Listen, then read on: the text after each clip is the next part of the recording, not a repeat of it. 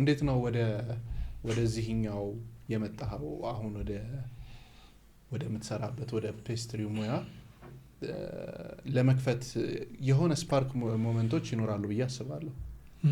ምን ነበር? አሜን እኔ ወንድሜ ነኝ ብለው ግን በትክክለኛው ስጋ ቆጠራ ግን ያሳደገኝም ስለነበር ውጭ ሀገርም ከመሄዱ በፊት እዚህ እንደ ወንድም ያሳደገኝ እሱ ነው። ለሁሉም ሰው ሲል የራሱን ህይወት እርግፍ አድርጎ ትቶ የኖረ ሰው ታውቃለህ።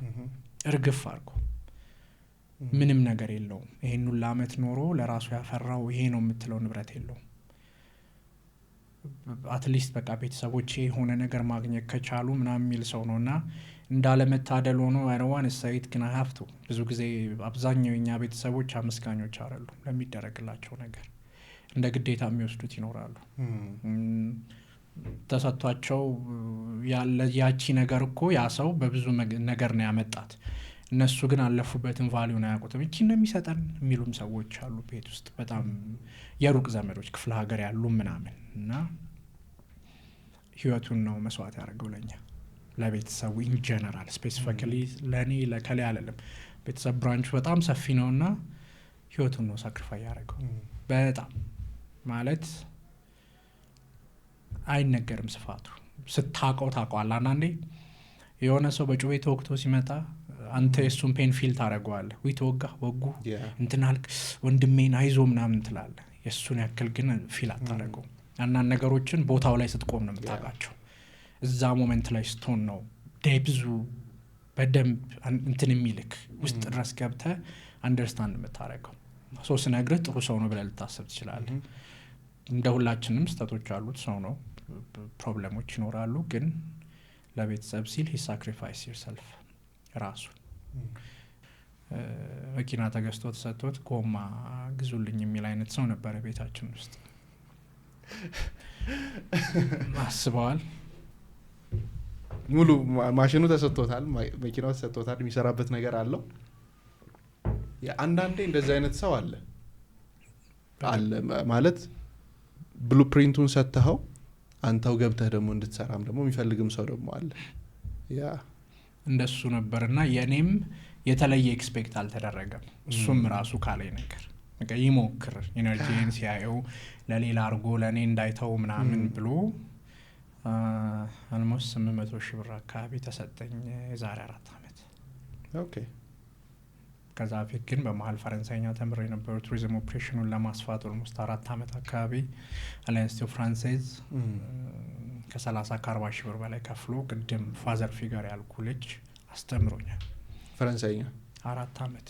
እስኪ በፈረንሳይኛ ሰብስክራይብ አድርጉ በድል ቱባድ እውነት ነው የምነግርህ። it been like 6-7 years እና አሁን almost ቋንቋ መጥፎ ፓርቱ እሱ ነው።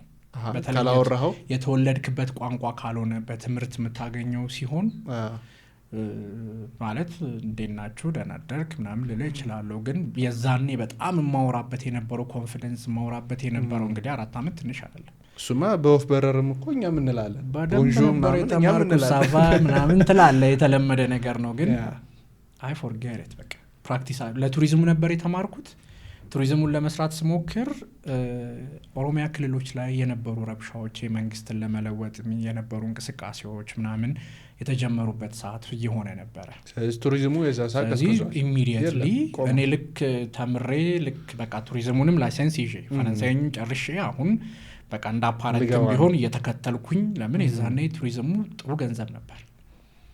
ተፈረንሳይኛ ጋይድ ኤክስፒሪየንስ ለሌለው ራሱ በቀን 700 ብር 800 ብር ይከፈል ነበር የዛሬ 7 አመት 8 አመት ማለት ነው። ስለዚህ ያንን ያረክ ወይንም ተምረህ ጨርሰህ ባለበት ሰዓት ነው የካፌው አጥን ያደረገው ወይስ ከዛ በኋላ ነው? ያ በመሃል ያ ነገር ቱሪዝሙን ጨርሼ ምናምን 1-2-3 አመት 3 አመት ደግሞ ያው በመቦዘን ወይ ትናንት ነገሮችን በመነካካት ውስጥ ነበርኩኝ። ግን በነዛ ሁሉ ጊዜያት ውስጥ የኬኩን ሰራ ነበር መሃል ላይ በየመሃሉ ሲመጡ ኦፖርቹኒቲዎች ሰራለሁ። ግን በዛ መሃል ደግሞ ሞተረኛው እንኳን ረጅም ጊዜ ሰርቻለሁ። ኦኬ 2 አመት 3 አመት ምናምን ሰርቻለሁ ሞተረኛው እየሰራሁ ይህ ነው እንትን ነው ሞተረኛ የሆንኩበት መንገድ እንትን ሞተረኛ ለመሆን አልነበረም ሀሳቡ። ትራንስፖርቴሽን የሚያሰለች አይነት ሰው ነበርኩኝ በተፈጥሮ አልወድምና የምሰራበት ቦታ ነበር ወደ ጉርድ ሾላ። በጣም ጥሩ ሴት ሰላማዊት ትባላለች፣ ሳላመሰግናት አላልፍም ኦን ዘ ዌይ። እና እዛ የምሰራበት ቤት ሩቅ ስለነበረ ከግቢ ገብርኤል ተነስተ ለታክሲም አይመችም። 3 ታክሲ ነው የሚይዘው። ከገብርኤል ካዛንቺስ ከአንድ ታክሲ ይዛለሁ ወካ አድርገህ ካልወረድክ በስተቀር። ከካዛንቺስ መገናኛ፣ ከመገናኛ ጉርድ ሾላ ስትመለስም ፕሮሰሱ ተመሳሳይ ነው። ስለዚህ ያንን ነገር ቮይድ ለማድረግ ስል ነበር የገባሁበት መጀመሪያ ሞተሩ።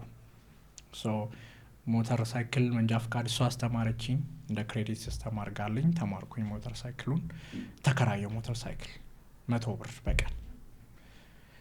ምንድነው የነበረኝ ኦፕሽን? ደሞዜ 3000 ብር ነው የነበረው። ሞተሩ 3000 ብር ነው በወር። ነዳጅ አለው ተጨማሪ፣ እኔ ከትራንስፖርት ርቅ ያለው። ስለዚህ ያለኝ አማራጭ ምንድነው? አትሊስት በቀን 1 ወይ 2 ስራ መላክ አለብኝ ሞተሩ ራሱ እንዲሸፍን። ሞተረኛ ለመሆን ማስቤ አልነበረም የገባሁት። አንድ በጣም ወዶ ወንድም አለኝ ኤርሚያስ የሚባል ኤሌክትሪሻን ነው፣ መኪና ምናምን እና ሰዎች ኮኔክሽን ስለነበረው እሱ እንትን አደረገልኝ። ፈላልጎ ኪራይ መቶ እሱ ነው ያመጣልኝ። 100 ብር ተከራየው። የ3000 ብር ደሞዝተኛ ነኝ። ሞተር 3000 ብር አለብኝ በወር። ያንን ነገር እንትን ማድረግ ስለነበረብኝ ከሰዓት በኋላ እንደ አጋጣሚ ሆኖ ጄኔቭ በፊት እዚህ ኬክ ቤት ምናምን የነበረው ኮኔክሽኔ ሉዝ አላረኩም ነበር። ከነሱ ጋር አገናኛለሁ፣ ትርፍ ሰዓቴን ብዙ ጊዜ ከነሱ ጋር ሆናለሁ። ስቲል የሚያስተምሩኝ ነገር አለ። ጥሩ ሰዎች ብዙ ጥሩ ነገር ያሳዩኛል። የበሉበት በላለሁ፣ የጠጡበት ጠጣለሁ፣ እነሱ የሄዱበት ቦታ አለው። አንዳንድ ኤክስፒሪያንስ ጥሩም ብቻ አይደለም፣ ክለቡንም መብላቱንም መጠጣቱንም እኔ አፎርድ ማድረግ አልችልም በሰዓቱ። እነሱ ግን ይዘውኝ በሄዱት ልክ ሁሉንም ነገር እንዳያርገውኛል። እንዳልኩ ነው እኔ በጣም ሃይሊ የወንድ ልጅን ኤክስፒሪያንስ መሆን ማምን ሰው ነኝ። ሃይሊ ምን ያህል እኔ ላይ ኢምፓክት እንዳለው አውቃለሁ።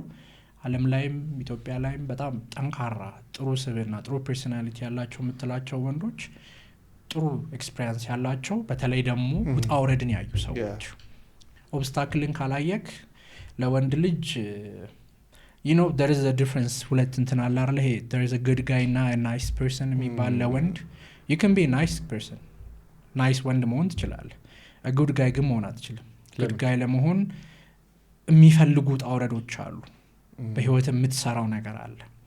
nice መሆን እኮ you be nice ለሁሉም ሰው፣ ግን good ስትሆን you have limits፣ you have no የምትላቸው ነገሮች። ለምን? በምክንያት በማወቅ ውስጥ በጣም የተለያዩ ሰዎች ናቸው። ናይስ ወንድ የሚባለውና ግድ ወንድ የሚባለው በአማርኛ እንዴት ነው? ኦልሞስት ተቀራራቢ ትርጉም ነው ያለው። ተቀራራቢ ነው ትርጉሙ። ኦልሞስት እንግሊዘኛው ነው የሚለየው። በጣም ልዩነት አላቸው። የሀብታም ልጅ ሆነው ጥሩ አስተዳደግ ጥሩ ቤተሰብ ኖሯቸው ናይስ የሚባል ወንድ ሊወጣቸው የሚችሉ ወንዶች አሉ። ግን ጉድ ወደሚባለው ለመምጣት ትንሽ መንገዳገድ ይፈልጋል። ማየት አለብህ፣ የተለያዩ ኤክስፒሪየንሶችን መቅመስ አለብህ።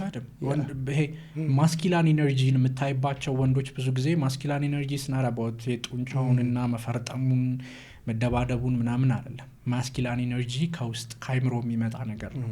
ማስኪላን ኢነርጂ የምታይባቸው ወንዶች ብዙ ጊዜ የወጡ ናቸው፣ የወረዱ ናቸው፣ አትችሉም የተባሉ ናቸው፣ የተሰቃዩ ናቸው። ረሃብን፣ ችግርን፣ ብቸኝነትን፣ ብዙ ነገርን ያዩ ናቸው። ከዛ ውጪ እኔ አምንበታለሁ ይሄንን ማስኪላን ኢነርጂን ዲቨሎፕ ለማድረግ ማንበብ አይጠቅምህም። ትንሽ ኢምፓክት ሊኖረው ይችላል ወይ ኤጁኬሽናሊ ሃይ እንትን ላይ መድረስ እንትን አይደለም። ማስኪላን የሆነ ኢነርጂ ለማግኘት ያለህ ትልቁ አማራጭ ሆም ብለህ ስትራግል ውስጥ አገባም። ኢትስ ኦብቪየስ። ግን ቤተሰቦችህም ቢሆኑ ወንድ ልጃቸውን ትንሽ ተሀፍቱ የሆነ ማሳየት ማስነካት መቻል አለባቸው። እድሜው እየደር just because you have it you don't have to give it ሁሉንም ነገር። ለምን ነገ ከነገ ወዲያ ዊክ ታደርገዋለህ፣ ያንን ሰው ደካማ እንዲሆን ታደርገዋለህ። ኖሮህ እንኳን ብታሳድግ አይኖ ልጅህ አይራብ አይጠማ አይቸገር፣ ግን ትንሽ ደፍደፍ ማለትን ማወቅ መቻል አለበት። ዝም ብሎ የተሰጠ ነገርና በመልፋት በመድከም ውስጥ የተገኘ ነገር ቫልዩ በጣም ይለያያል በጣም። ስለዚህ እነዛ ነገሮች ስላሉበት እንትን አለው ልዩነቶች አሉት በጣም። ናይስ